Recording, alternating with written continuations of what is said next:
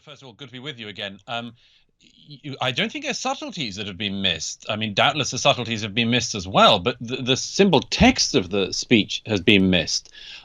What President Trump did at Mount Rushmore was to give the nation a history lesson, a much needed history lesson, about the fact that the men carved into the mountain behind him were not, as a CNN presenter had said earlier that day, just slavers.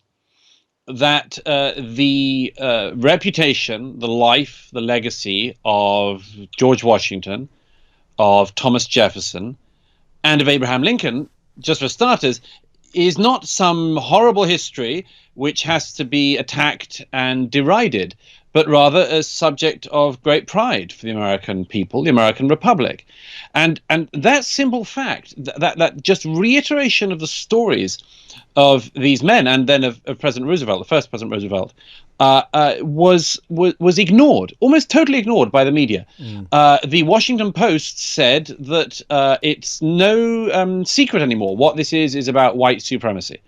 One of the candidates possibly going to be chosen as his running mate for vice president of Joe Biden said that Trump had spent the entire speech talking about what she called dead traitors. She said he talked about Confederates the whole speech. He'd done no such thing. And so this is the thing. It's not just the details that are being missed. The president gives an incredibly important speech on the eve of one of the most important days, the most important day, the founding day in the American calendar. And it's just completely ignored. And you say this media coverage, Douglas, is part.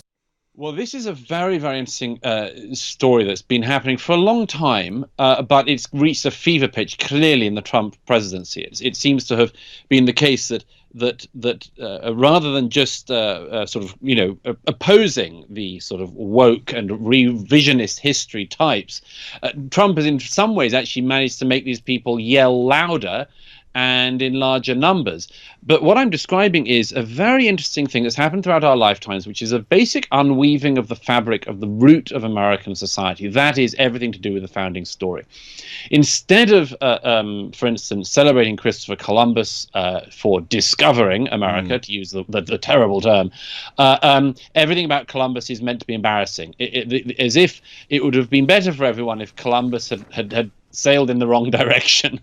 And then we get to the founding of the Republic. Now, today, the New York Times has won a Pulitzer for an ongoing project started last year, which shifts the date of the founding of America to 1.5 centuries earlier, and says that the founding of the Republic, actually, basically, we should talk about the founding of America from the time that the first slaves are brought in from Africa. So that fundamentally alters the story. Then you have the assault on the founding fathers, and that isn't a sort of academic debate anymore. I mean, we've seen people pulling down and defacing the statues of George Washington and Thomas Jefferson and others. And again, one of the likely candidates for vice president for the Democratic Party on the Biden ticket asked a couple of days ago whether statues of George Washington should come down or not, ducked the question. So the founding fathers are controversial. And then we have a poll that just came out a couple of weeks ago that shows 70% of self-identified liberals believe the American Constitution should be rewritten. So my suggestion is, if the founding fathers are just slavers, it would have been better if Columbus had never found America, and slavery is the only story of America, and white supremacy and the Constitution should be what exactly is left? And that's the question that Donald Trump, whatever you think of him, and God knows there are criticisms to make, but whatever you think of him, what he did at Mount Rushmore on Friday was to say, we have a story, it's a unifying story, it's a story that has encompassed people of every race and background by now. I mean, the list of people, great Americans who the president reeled off, including Martin Luther King, including, the great moral figures, great writers, great sportsmen.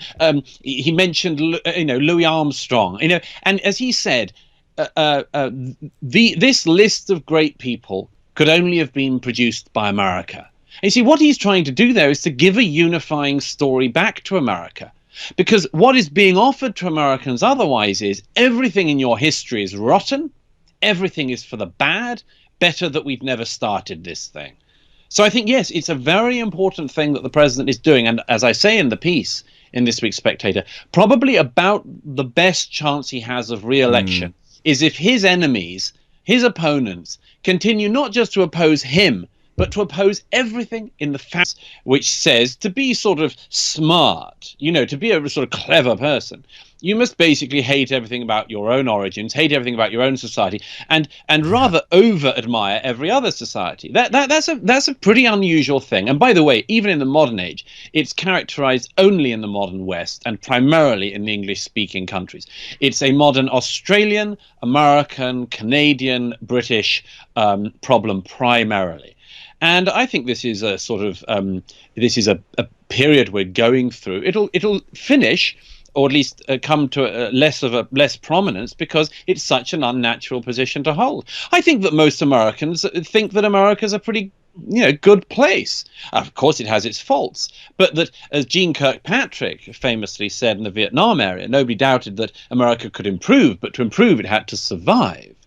And it's the same with Britain. I mean, we do have people now who think that, the absolutely, smart thing to be is to sort of pretend you're an expert on the colonial period, say that we only did bad things, and to sort of look smart at parties. Actually, these people who are currently telling everyone else to read more tend, in my experience, to know less than almost anybody. Most of the British public, like the American public, have a very important instinct, which is all people in history, all people, including our own history, have made mistakes and we can judge them. But by and large, if you look at the ledger historically, we've been a force for good more than we have a force for ill. And the American people know that. They know that the era of the American hegemony has been better than it would have been if it had been an era of Chinese hegemony or North Korean hegemony or any other. And it's the same with the British. We know that we've had a complex history like everyone else. But we also know that, broadly speaking, we've been a force for good in the world, or at least more of a force for good than for ill. That's a perfectly reasonable insight. It's totally justifiable. There's no reason to feel ashamed of it. And I think that the people who think that the sort of smarty pants thing to do is to be a sort of self-loather should just realize that they are a sort of weird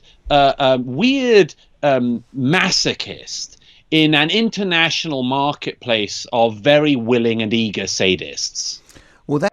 We say, and I ask you to say with us, lift up your voices in this great meeting in the heart of England, and to all the world a message: England lives and marches on.